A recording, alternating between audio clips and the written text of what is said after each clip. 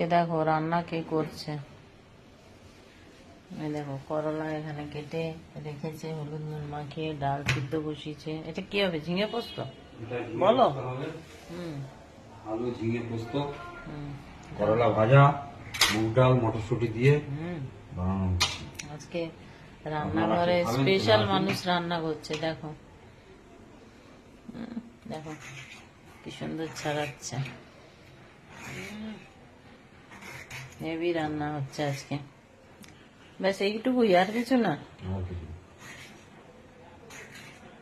যাক করো, তারপর রান্নার পর দেখাবো আবার কি কি রান্না করলে। আমরা কাজের মানুষ, বসে থাকতে ভালো লাগে না আমার, ওই জন্য বসে থাকতে পারছি না। এইটা একটু ফেলে দিই তুলে।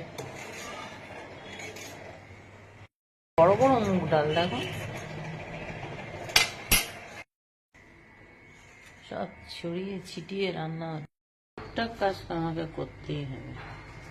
কত মোটা মোটা সর পড়েছে, যেমন ছানা কাটবো।